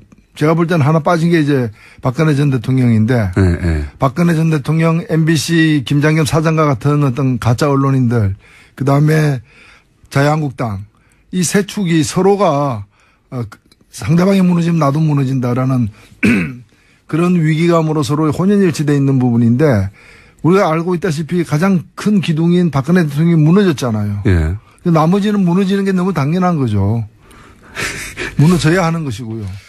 그런데 그렇게 되자 아마 이제 자유한국당 입장에서는 박근혜 전 대통령이 한 달 이내에 이제 사법 처리가 되는 가능성이 아주 높다 보니까 그러니까 여기 사법 처리라고 하는 것은 혐의가 확정되고 아마 형이 결정되는 그러다 보니까 이제 출당 얘기 나오고 출당은 결정이 된 것 같습니다. 내부적으로. 시기만 남았지. 자유한국당이 박근혜 전 대통령을 출당한다는 것은 사실은 바른정당이 다시 통합할 때 전제 조건을 내건 거 아닙니까? 박근혜 대통령 출당 없이는. 출당 플러스 친박 의원. 네. 8적. 네. 처리죠. 근데 그게 또 쉬운 일일지도 모르겠어요. 일단 박근혜 전 대통령이 출당이라고 하는 상징적인 액션을 취하면서 다시 보수 통합으로 가는 길로 들어섰다. 이렇게 봐야 되지 않겠습니까? 예. 그쪽으로 가는 거 같죠. 그게 지방선거 전이 될지 또는 지방선거를 넘기고 그 후에 이루어질지는 모르겠지만 큰 방향은 그 방향으로 가고 있다고 느껴집니다. 게다가 이제 바른정당에서 대표적으로 자유한국당과 통합은 안 된다고 주장했던 자강론자라고 할 수 있는 이혜원 대표가 지금 여러 가지 혐의에 휘말려가지고 아마 대표에서 자진 사퇴할 가능성이 현재로서는 가장 높은 것 같은데 그렇게 되면 대표는 내려가고 이제 원내대표 조영 원내대표는 통합론자거든요. 네, 그렇습니다. 처음부터 박근혜 대통령 출당되고 나면 혹은 8적 출당 얘기는 없어요.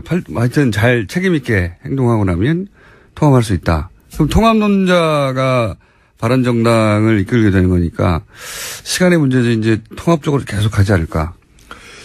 예, 그렇게 보여집니다. 근데 그 통합이 갖는 의미가 뭘까?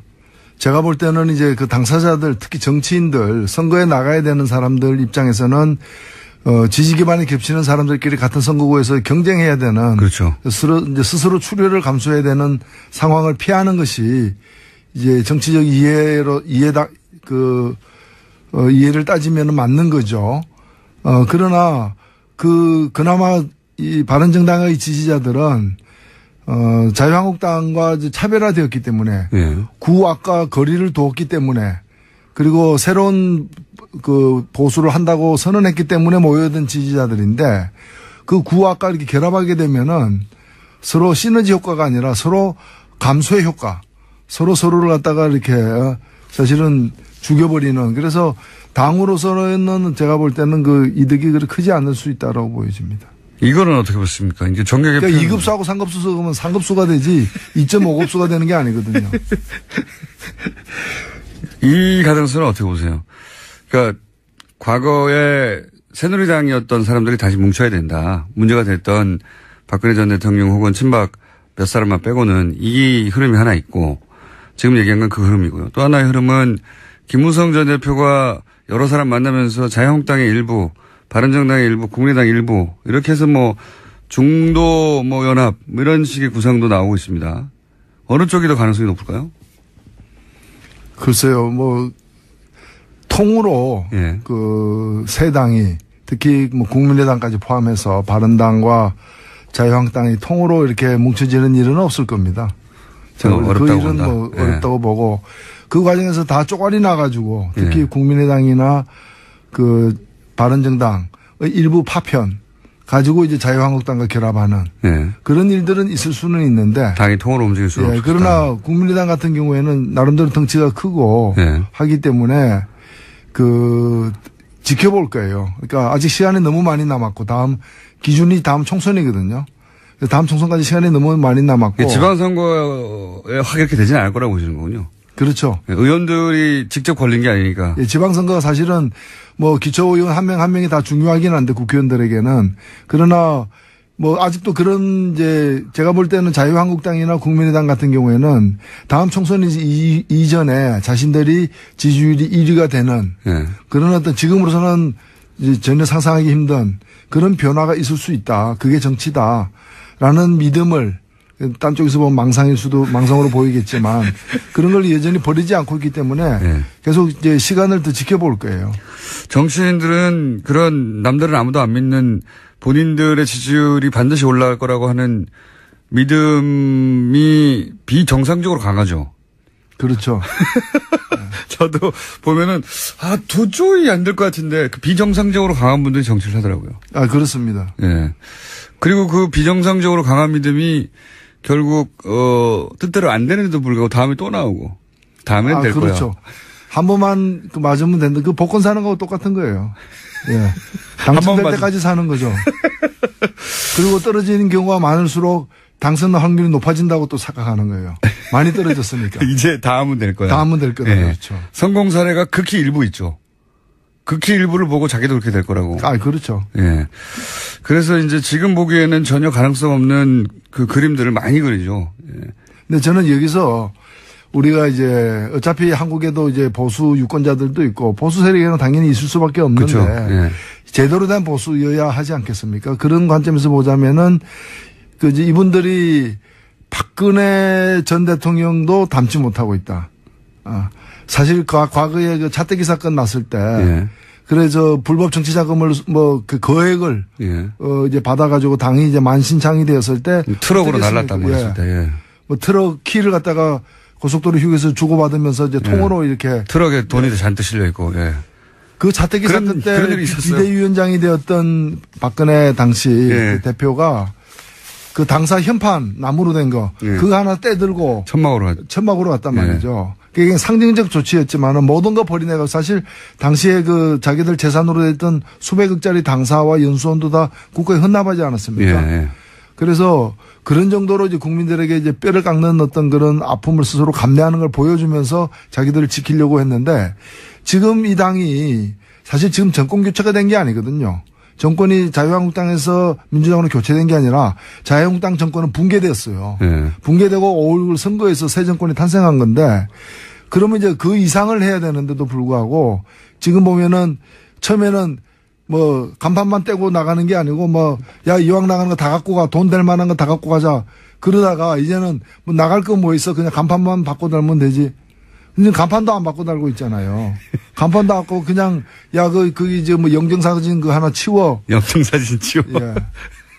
방에 걸리는 사진 한 장 빼버리는 걸로다가 개혁을 하겠다, 혁신을 하겠다 하고 있으니까 이게 국민들에게는 보수를 지지했던 국민들에게도 저는 이거는 도리가 아니라고 생각되고 그 지지를 회복할 수 없을 것이라고 봅니다. 이런 구성은 어떻습니까? 연합공천이라고. 네. 그러니까 야3당 연합공천. 여기서 야3당 중에 정의당은 안 들어갑니다. 자유한국당 그리고 국민의당 바른정당에서 셋 다 예를 들어서 후보를 내버리면 저렇게 뻔하니까 수도권에서 예를 들어서 서울은 뭐 누가 내 그러면 뭐 인천은 누가 낼 테니 이런 식의 연합공천을 하자는 제안이 있어요. 일단은 뭐 법적으로는 불가능하고요. 법적으로 불가능합니까? 일본은 이제 여러 당이 공동으로 누구를 지지한다거나 하는 게 이제 허용되는 경우인데 네. 우리는 그것이 허용 안 됩니다. 그러니까 이제 좀 비공식적으로 해야죠. 물밑에서 해야 되죠. 물밑에서 하고 사실상 연합 후보다라고 이렇게 예. 정치적으로 의미 부여하는 예. 그런 식으로 나눠 먹기식으로 공천을 하는 거죠. 그렇죠, 그렇죠. 공천을 하는데 뭐 그럴 수도 있다고 보고 근데 과연 그게 잘 되겠느냐. 교통 정리가 어려울 것이다. 교통 정리가 그렇게 만만치는 않을 거예요. 예전에 민주당과 정의당이 그런 시도를 해서 성공한 사례도 있고 실패한 사례도 있죠. 예, 그렇습니다. 그 어려움을 잘 아실 거 아닙니까? 예, 그게 뭐 지방선거에서 전면적으로 되기는 어렵고요. 지방선거는 후보가 하도 많기 때문에 아마 지금 말씀하신 이제 수도권 세 곳 정도에서 뭐 서울, 인천, 경기라거나 이런 곳에서 할 텐데 그게 예를 들면은 바른당 같은 경우에는 지금 그 지역에서 단체장이니까 다른 두 당의 지원을 받아서 나가면은 혼자 나가는 것보다 훨씬 낫겠죠. 낫겠지만 그러면 서울하고 인천을 그럼 다른 당이 그러면 양보해 줄 것인가. 그리고 그 의미 있는 선거를 할 수 있는가. 서울의 국민의당에 누가 나와가지고 과연 이제 의미 있는 득표율 3등을 할 수 있을 것인가. 제가 보는 뭐 쉽지 않다고 봅니다. 자유한국당은 인천이고 바른정당은 경기도고 그러면 국민의당이 서울인데 그렇게 따지면요. 예. 그래서 뭐 여러 명 나오기보다 그냥 한 명씩 나와서 어차피 안 될 거. 여러 명 떨어지는 게 아니라 한 명씩 떨어지자. 뭐 그런 의미는 있겠죠. 뭐. 북핵 문제에 대한 현 정부의 대응 어떻게 보십니까? 예, 사실은 굉장히 안타깝죠. 네. 할 수 있는 게 별로 없는 점이 있고요. 근데 그렇다고 해서 이제 좀 나름대로의 어떤 문재인 닥트린 식으로 해가지고 세게 나가기에는 미국이 워낙에 상대가 만만치 않고 그다음에 이제 북한이 지금 북한은 우리하고 뭐 대할 생각이 없어요. 대할 생각이 없거든요. 자기들이 원하는 건 무기만 줄 수 있기 때문에 모든 행위는 우리한테 대한 행위는 끝났어요. 그러니까 이제 과거에 끝났고 사실 최근에 이제 뭐 전술핵 들여오자 뭐 이런 얘기도 있는데 지금 북한은 미국을 위협하는 미국의 어떤 레드라인 근처까지 가는 지금 과정이지 않습니까? 한국을 그 행구로 공격하는 거는 이미 3년 전에 한국에 대한 레드라인은 넘었어요. 미국에 대한 레드라인에 아직 넘지 않은 상태에서 다가가고 있는데 미국하고 대화하려고 하는 거고 제가 볼 때 미국의 입장은 지금 뭐 여러 가지 양면 전술을 쓰고 있다고 하지만은 뭐 좀 거칠게 얘기하면은 트럼프는 이상한 소비자예요. 값이 쌀 때 물건을 사는 게 아니라 제일 비쌀 때 사겠다. 이상한 소비자. 왜냐하면 지금 북한의 값이 계속 올라가고 있거든요. 맞습니다. 사실 12년 전에 219 선언이라고 219 공동선언이라고 있었잖아요. 그때만 하더라도 이제 북한 체제를 보장해주고 북한이 요구하는 게 수위가 낮았어요. 체제 우리가 해줄 수 있는 최고의 것이 뭔가면 북한 체제를 보장해 주는 거, 평화협정 맺는 건데 그거의 대가가 핵무기 철거였거든요. 당시에는. 지금은 핵심을 넣으면 안 한다는 거예요. 지금은 이제 그다음에는 핵 개발 안 한다였고, 그다음에 더 비싸져 가지고 실험 안 할게, 개발은 할게. 있는 핵을 포기하지 않겠다는 거죠 지금. 그렇죠. 시간이 갈수록 값이 올라가는데 지금 정도로는 평화 그 협정을 맺을 수 없다. 너희들이 핵 무장 능력이 더 있다는 걸 보여줘. 그러니까 저 광까지가 아니라 본토까지 올 수 있다는 걸 보여줘. 그러면은 그때 가서는 이제 미국에서도 여론이 이제 비등하게 되고 평화협정으로까지 나아갈 수 있지 않겠는가. 그러니까 대화를 당장 할 뜻이 미국은 없는 상태에서 우리가, 이 아무런 효과 없는 제재와 압박에만 매달리기도 어렵고 우리로서는 사실은 북한이 핵 능력이 자꾸 증가되는 것이 결코 바람직하지 않기 때문에 지금이라도 스탑을 시켜야 되는 거거든요. 그러기 위해서는 한편으로는 제재 압박은 불가피하지만은 동시에 평화적 어떤 모색의 길로 나아가야 되는 것이고 사실 지난 5월에도 그쪽에 그 외무성 국장이 약간의 조건을 갖다가 오슬로 그 회담에서 제안을 하지 않았습니까? 맞았다는 거죠. 예. 그런 이제 서로 간에 이걸 그만두면 우리도 이걸 갖다가 실험을 중단하겠다. 미사일 실험, 핵 실험만 중단해도 그리고 그 대가로다가 그 한미연합 훈련을 갖다 축소한다거나 중단한다거나 서로가 중단하는 거죠. 약속 어기면 서로 또 재개할 수 있도록 그렇게 해놓으면 그 다음 단계의 어떤 대화나 모색이 가능해지는데 이걸 사실은 중국, 러시아가 원하고 북한도 뜻이 있고 우리도 사실은 그러기를 원하는데 저는 원하는 거예요. 사실은 미국만 지금 반대하고 있는 거거든요. 대화의 제안은 이미 넘어갔고 사실은 미국이 근데 이제 이런 분석도 있더라고요. 트럼프는 위기를 여기서 더 키우는 게 본인한테 유리하다고 생각한다. 이런 분석이 있더라고요. 왜냐하면은 여러 가지 이유가 있겠지만 그중에 요런 분석이 저는 그 인상적이었는데 미국에서 나온 분석입니다. 그 쿠바 위기를 해결한 케네디 있지 않습니까? 네. 그것처럼 되길 원한다는 얘기가 있어요. 트럼프 대통령이 북핵 위기가 막 커지다가 어느 순간 대화를 통해서 문제를 해결하고 협상을 통해서든 그래서 쿠바 위기를 극적으로 해결한 케네디처럼 되고 싶어하는 트럼프. 충분히 가능한 얘기고. 그거는 이 익명으로 그 백악관에 핵심 보좌관에서 나왔다라고 하는 보도를 내가 본 적이 있어요. 미국 언론 보도에. 사실 오바마 대통령 8년 동안의 그 이른바 전략적 인내라는 것도 보면은 아무것도 안 하는 거고요. 그렇죠. 근데 실은 아무것도 안 하는 게 아니라 그 사이에 그 8년 동안 북한의 핵 무장 능력이 계속해서 향상되는 걸 갖다가 인내심을 갖고 지켜본 거죠. 지금 어찌 보면 그 연장선상에 있어요. 그래서 계속해서 판을 키우고 긴장을 도모하고 그러면서 한편으로는 이제 왼손이 하는 일을 오른손이 모르게 하는. 그러니까 왼손으로는 무기를 팔고 오른손은 모르는 척하고 그리고 한편으로는 FTA에 위협을 가하고. 그리고 북한하고는 또 채널을 만들어가지고 언제쯤 이걸 풀까 논의하고 있고. 어차피 북한이 그 ICBM을 갖다가 그 대륙간 탄도미사일을 갖다가 미국 본토까지는 쏘려면 시간이 한 2년 내지 1년 반까지는 남았단 말이죠. 그러니까 그 사이에 얼마든지 판을 키우면서 즐기고 있는 거죠. 저도 그래서 이 분석이 그 일부 맞다. 트럼프의 성향하고도 맞고, 그래서 위기를 더 키우고 있고, 그 위기를 더 키우는 건 미국의 이익 혹은 트럼프 행정부의 이익을 위해서 하는 건데, 우리가 이 장단에 놀아줄 필요는 없지 않습니까? 우리 언론이 이걸 계속 보도해서 진짜로 전쟁 날 것 같다는 얘기를 지금 계속 하고 있는데. 그렇죠. 지금 어찌 보면 우리 국민들은 과거의 1차 핵위기, 2차 핵위기 다 지켜본 국민들이에요. 근데 2차 핵위기 때도 그렇지만 아니 저기서 핵실험하고 있는데 왜 피난 안 가냐? 왜 사재기 안 하냐? 왜 불안해하지 않느냐? 보수 언론은 왜 불안해하지 않아? 불감증이야 계속 얘기하죠. 자기들은 가만히 있어요. 정상적으로 출퇴근하면서.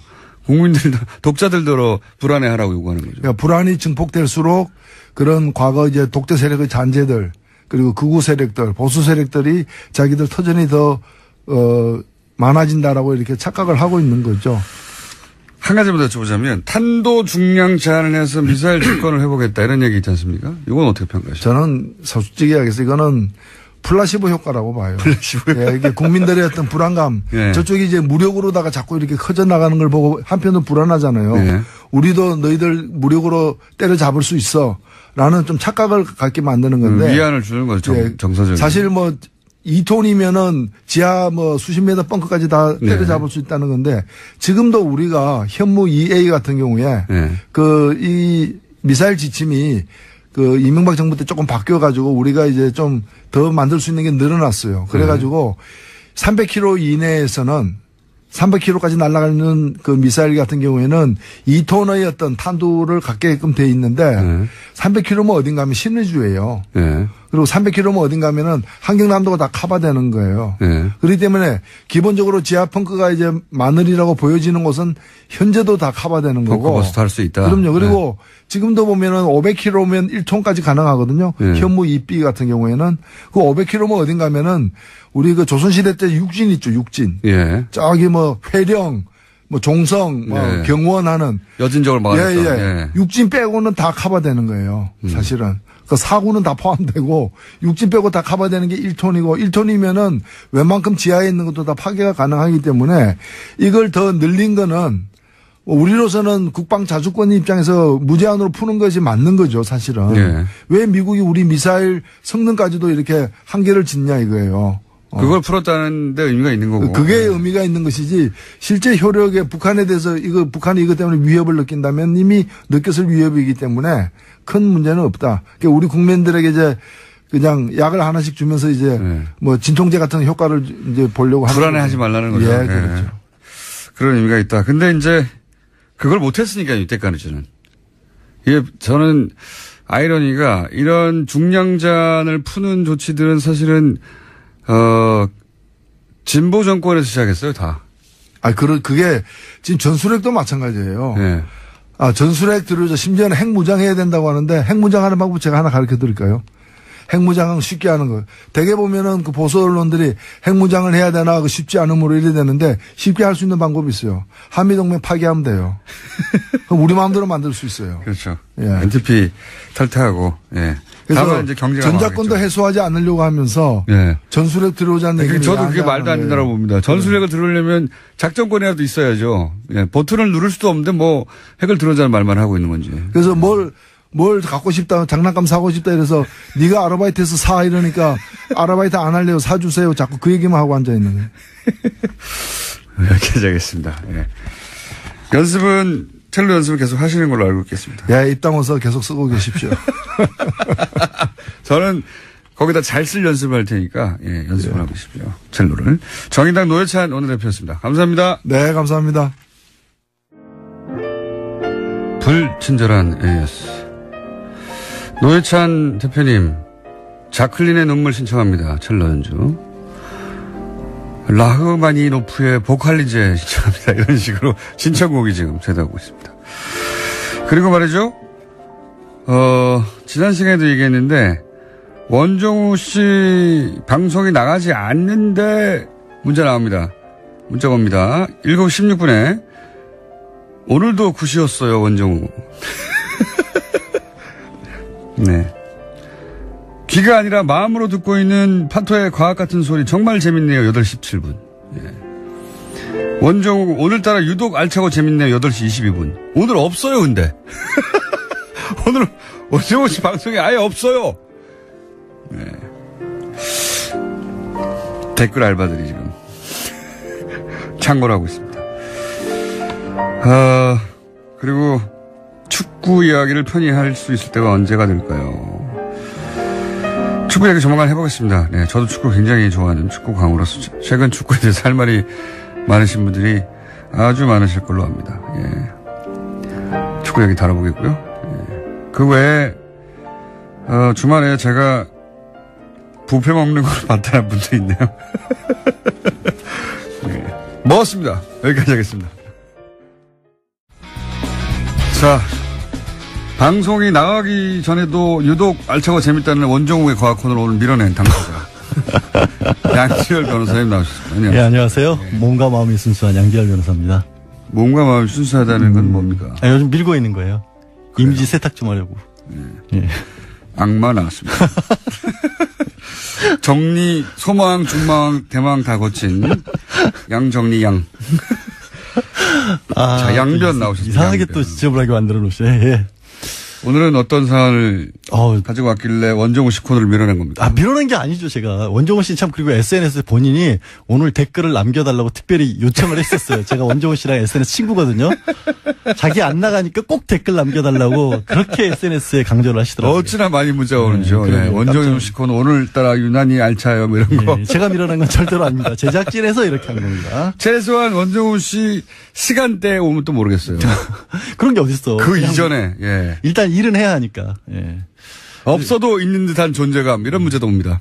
아니 딱 그렇게 써달라고 보냈어요. 내가 방송은 안 나가지만 마치 듣는 것처럼 댓글을 남겨주십시오라고 요청하셨어요. 자, 예. 그러면 원종우 씨 시간을 지어주십시오. 오늘 재밌게 해가지고. 재밌는 게 아니라 너무 무서워가지고 최근 정말 난리가 났어요. 이게 어린 소녀들의 사건인데 워낙 많이들 봤죠. 예, 부산에서도 여중생이 중2 여중생을 한 2시간가량 무차별 폭행을 한 게 SNS에서 화제가 됐었고 기사에도 많이 나왔었고요. 비슷한 사건이 강릉에서도 일어났던 거예요. 여고생들이 7시간 가까이 피해자를 또 때려서 그게 이제 부산 사건이 크게 터지면서 알려진 건데 못지않게 이 사건도 굉장히 잔인했던 이게 과거하고는 차이가 있는 점이 뭐냐면 물론 사실 중학생, 고등학생이 학우들을 폭행하는 사건은 오래전부터 있었어요. 원래 있었던 거죠. 전 세계적으로 있어요. 그거 뭐 없앨 수도 없을 건데 있긴 있는데 죄의식의 측면에서 보면 죄의식이 없다 너무. 그러니까 강릉 사건 같은 경우가 오늘 어떤 언론에서 그 사람들 그 친구들끼리 단체 대화 방향의 대화가 나왔는데 네. 이게 부산 사건 때문에 자기네들 사건도 크게 떴다 알려졌다 어떡하냐 그랬더니 시간 지나면 잊혀질 거야 금방 뭐 잊혀질 거야 걱정하지 마. 그다음에 오히려 SNS에서 우리 스타 되겠네 우리 얼굴 알려줘서 이런 얘기를 하고 자신들끼리의 대화인 거죠. 대화인데 알려지고 있고 이거 가지고 혹시 누가 우리 신상 털기하면 초상권 침해로 고소하자 이런 얘기들 하고 있는 겁니까? 자기들이 잘못했다는 거를 걱정하는 게 아니라 죄의식이 전혀 없어요. 그게 문제예요. 그게.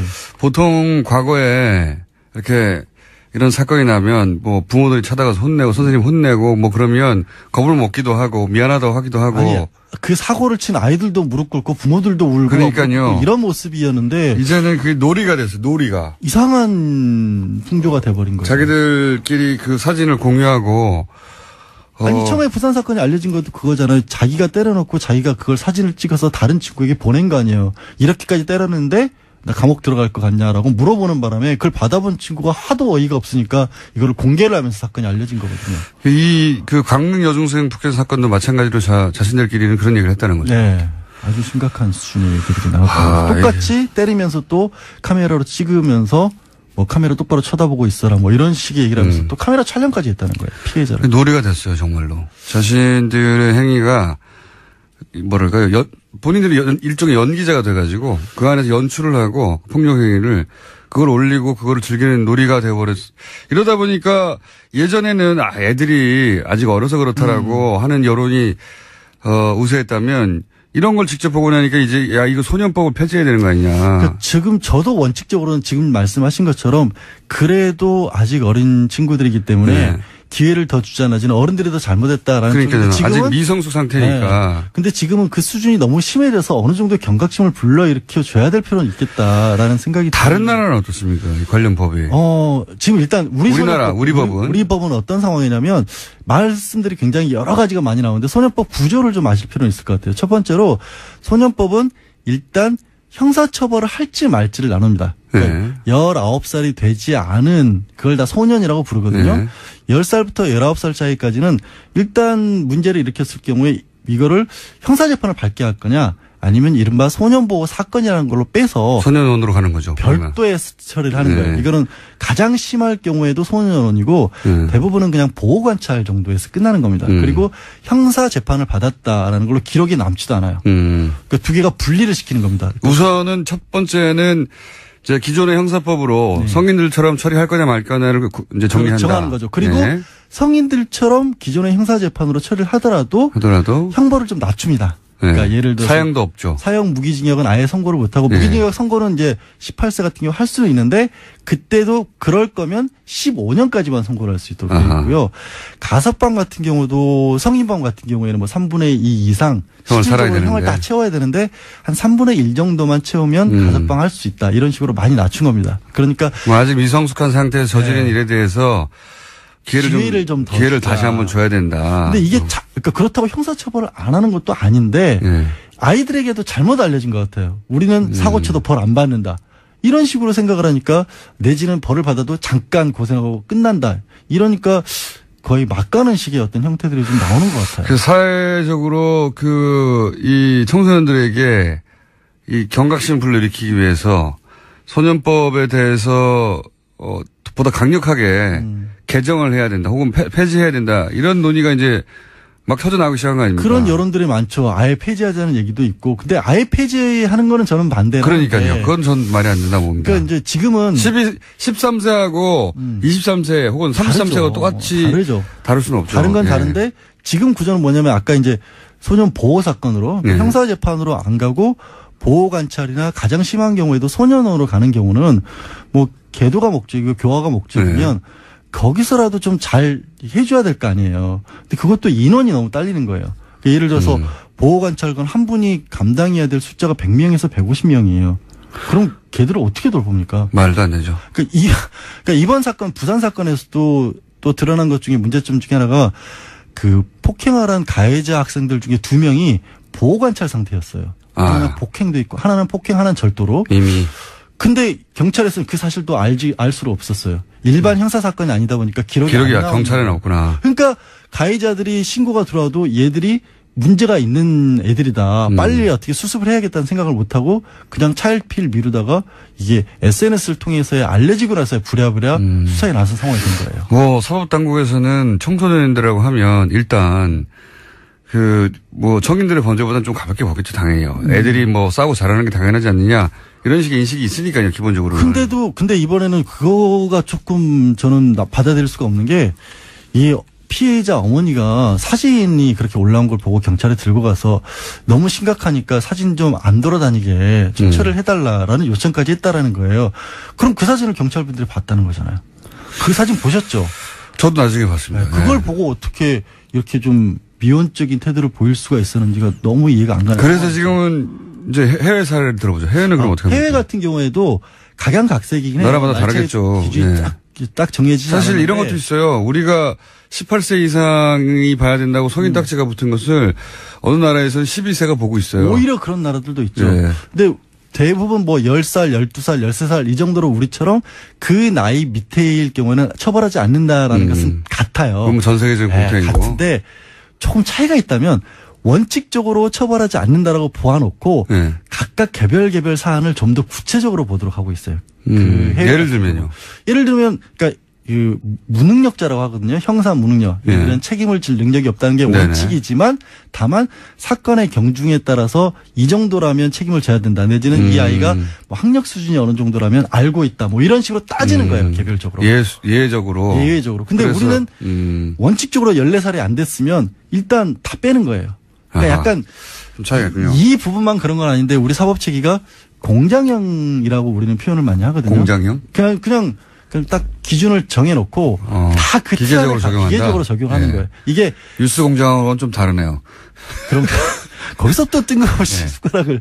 근데 하여튼 우리 사회가 이제 산업화를 거치면서 사법 사건들도 대량으로 많이 빨리 처리를 해야 되다 보니까 모든 분야에 그렇게 기준만 정해놓고. 제가 본 그 교화 중에 가장 인상적이었던 교화는 미국이었는데 이제 청소년 시절에 이렇게 껄렁껄렁하게 패를 지어서 다니고 그런 경우 많지 않습니까? 그런 친구들을 소년원에 데려가는 대신에 진짜 교도소에 들어가가지고 진짜 조직폭력배가 나와요. 물론 이제 다 얘기가 됐죠. 근데 이제 연기죠, 일종의. 근데 그 조직폭력배가 그 청소년이 오면 자신들 몸에 상처나 문신이나 우락부락한 모습을 보여주면서 너 이렇게 되고 싶어? 내 밑에 와서 일할래? 한 30분 정도 압박하면 집에 곱게 돌아가더라고요. 여러 가지 방법을 쓰는 거죠, 여러 가지. 그게 저기 교도소 견학이라고 얘기했죠. 교도소 견학 같은 경우, 미국 같은 경우에는 거의 학생들 일반화된 견학 코스예요. 항상 갑니다. 가가지고 엄청나게 욕설 해가지고 너 죽을래? 예를 들자면 이걸 아주 심한 욕을 섞어서 리얼하게 한 번 갔다 오면 저렇게 해야 되면 안 되겠다. 영화에서 보던 거랑 너무 다르구나. 칼 좀 맞아볼래? 칼 자꾸 보여주면서. 근데 그러다 보니까 이제 나오고 있는 게 예를 들어서 지금 민주당의 표창원 의원 같은 경우에 소년법의 현재 특별법으로 이제 특정 강력범죄를 처벌하는 법이 있거든요. 그러니까 이거는 소년법이라도 그냥 소년법을 적용하는 게 아니라 조금 더 강력하게 예외 폐지가 아니라 예외 조항을 두자. 예외를 조금 더 강력하게 하자라는 의견도 나오고 있는데 저는 법 취지 자체는 그렇게 어긋나지 않은데 관리가 안 되는 거, 법대로 안 되는 게 문제인 것 같아요. 법대로 안 되고 있다. 야, 자, 요 사안은요. 구체적 사례를 들어서 한 번 더 다뤄보죠. 오늘은 여기까지만. 네, 알겠습니다. 해야 될 것 같습니다. 양재 변호사였습니다. 네, 고맙습니다. 안녕. 안녕하세요, 김호준입니다. 미국 주류 시각을 대변하는 대표적 외교 전문지 포린 어페어스의 6차 북핵 실험 이후 대문 기사는 트럼프 정부의 군사행동 거론은 믿기 어려울 정도의 광범위한 비극이 될 뿐만 아니라 믿을 수 없을 정도로 멍청한 소리라고 일갈하고 있습니다.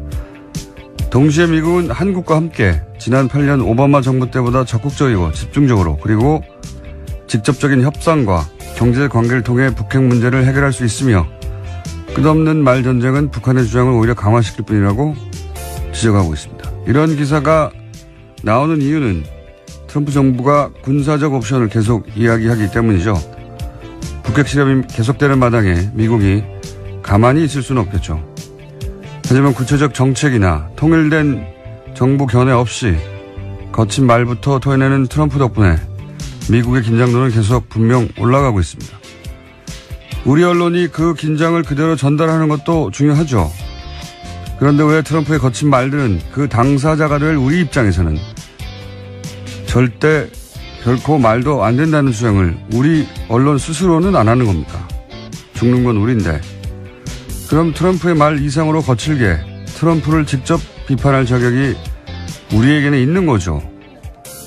왜 우리 땅에서 벌어질 일인데 이용만리 미국인들 말을 중계만 하는 건지. 동맹은 동맹이고 해야 할 욕은 좀 하고 삽시다. 김원준 생각이었습니다.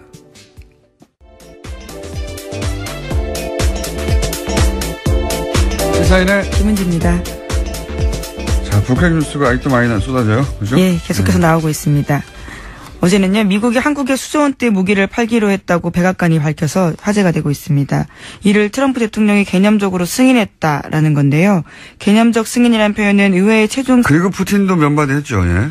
네, 푸틴 러시아 대통령이 북한 정권의 안정을 보장받는다면 핵무기를 포기할 수도 있을 것이다 라고 말했는데요. 러시아 이타르타스 통신은 푸틴 대통령의 이야기를 이렇게 전했습니다. 어제 브릭스 정상회의 끝나고 취재진과 만나서 한 이야기인데요. 북핵 문제를 제재로만 푼다면 전 세계적 재앙이 올 수 있다. 제재로만. 예. 경제 제재로만 안 된다는 거죠. 예. 제재로만 푼다면 전 세계적 재앙이 올 수 있다. 예. 예, 또 영국 BBC가 전한 푸틴 대통령 말도 있는데 북한은 그들의 안정이 보장되지 않는다면 풀을 뜯어먹는다 해도 핵 프로그램을 포기하지 않을 거다라고도 말했다고 합니다. 중국도 그랬어요. 중국이 이제 핵 개발을 50년대 말에 하려고 할 때 그때 이미 핵을 가지고 있던 소련도 이제 먼저 핵을 가진 미국과 소련은 자기들만 가지고 있고 싶었거든요. 그래서 중국의 모택동이 핵 개발 선언하자 미국만이 아니라 소련도 경제 제재하고 뭐 악마라고 하고 난리 났었어요, 그때. 근데 모택동이 그러면서 이제 중국에 대해서 미국이 지금 북한에 대한 대응하고 거의 유사합니다. 북경을 폭격한다. 그때 핵실험이 신장 위구르인가 거기서 있었거든요. 예, 거기도 폭격한다고 하고 핵 개발하는 기지가. 거기 대해서 모택동이 뭐라고 그러냐면 만 년이 걸려도 개발할 거라고 했었고, 예. 우리 공격해라. 그러면 우리 인구 6억인데 3억 죽고 3억 남아도 우리는 계속 한다는 얘기도 했고, 바지를 전당포에 맡겨도 개발하겠다고 하도 했고, 뗄나무로 불을 지펴서라도 핵 개발한다고 했어요. 예. 결국 그래서 핵 개발했고, 근데 당시 중국이 핵을 개발했던 이유, 가장 중요한 이유 중에 하나가 저거였죠. 북한이 북미 협정을 원하잖아요. 그때 중국은 중미 협정을 원했어요. 안전 보장을 위해서. 평화체제 협정. 네. 당시 이제 소련과 구소련과 미국은 핵을 가지고 있는데 자기들은 없다 보니까, 그래서 결국은 64년에 성공하고 나서 그 뒤에 이제 핑퐁 회의가 실제 열렸죠. 중미 회의가 그래서 국교 정상화가 된 겁니다. 그 전까지는 미국하고 경제 제재해서 북한이 지금 겪는 것과 비슷한, 소련도 그 역사를 봐왔기 때문에 비슷한 얘기 풀을 뜯어먹는다, 먹어도 포기하지 않을 거다. 중국도 그랬거든요. 비슷한 뭐지, 뗄나무로 불을 지펴서라도 개발하겠다고. 그런 얘기를 이제 푸틴이 한 거죠. 자기들은 봐왔으니까. 자, 다음 뉴스는요? 네, 국정원 댓글 소식도 계속해서 전해드리고 있습니다. 민간인 팀장 가운데 검찰이 전직 국정원 직원 2명에게 구속영장 신청했습니다. 양지의 기획실장을 지낸 노모 씨에 대해서는 원세훈 전 국정원장의 공직선거법 위반의 공범으로 청구했고요. 또 현직 양지의 사무총장인 박모 씨에 대해서는 증거인멸 혐의로 영장을 청구했다고 합니다. 제일 웃긴 거는 이렇게 소위 국가정보원의 요원들이었는데 은퇴하고 나서 댓글 찬반 교육을 시키고 있었다는 거 아닙니까? 인터넷 포털에 게시판이나 들어가서 어떻게 댓글을 찬반을 올리냐 내리냐. 국정원가 했다는 게 너무 치욕스러운 겁니다, 사실. 예. 그런 전문가들을 모아놓고 댓글 찬반 교육을. 예, 아무래도 퇴직 직원이다 보니까 인터넷이 상대적으로 덜 익숙한 직원들이라서 모여가지고 다 같이 컴퓨터 공부를 했다라는 거죠. 그냥 컴퓨터 공부라는 게 댓글을 어떻게 달고 찬반을 어떻게 올리냐. 그렇죠. 아, 인터넷 여론 공작에 대한 기술을 배운 겁니다. 부끄러운 일입니다, 정말.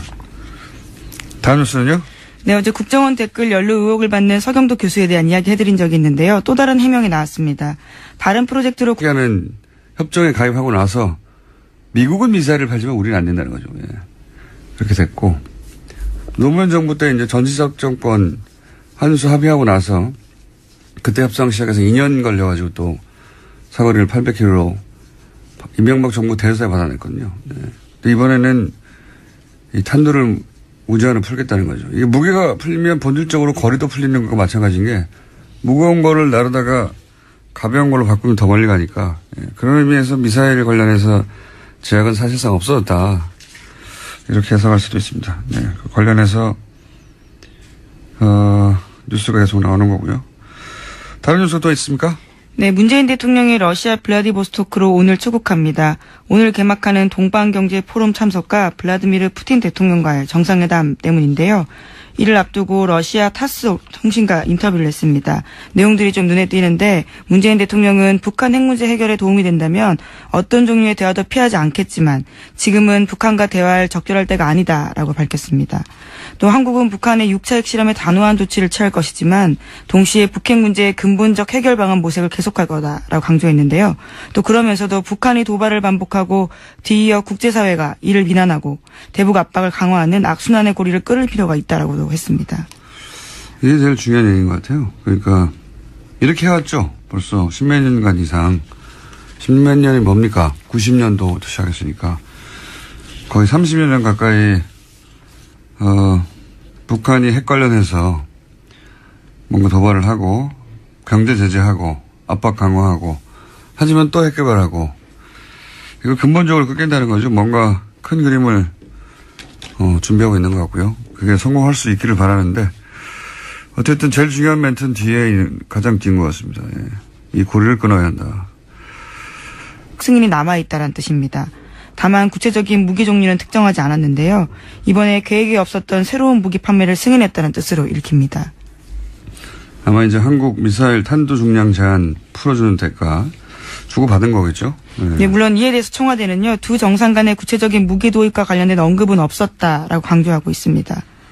직접 얘기는 하지 않고 실무 차원에서 얘기를 했거나 뭐 상징적으로 얘기했거나. 근데 과거를 되돌아봐도 그러니까 60여 년간 우리한테 무기를 계속 팔아왔잖아요. 예. 세계 최대 무기 장사꾼이죠, 미국이.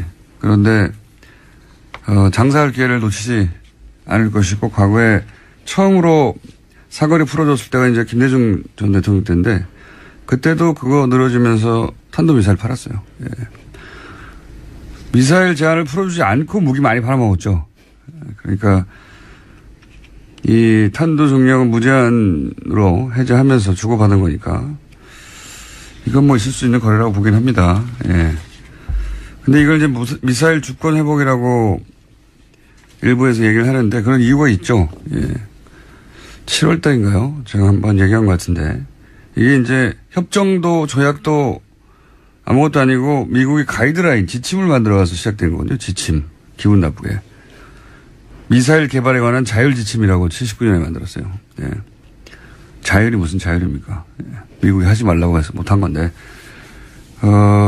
그 때문에 북한이 89년에 이미 노동미사일로 한 1300km, 대포동으로 2600km 개발할 때 우리는 180km로 제한돼 있었어요. 10분의 1도 안 되는. 기술이 없어서가 아니라 미국이 못하기 때문에. 김대중 정부 때 한 300km로 늘렸고, 거리를. 그것도 그 기술을 수출하지 못하게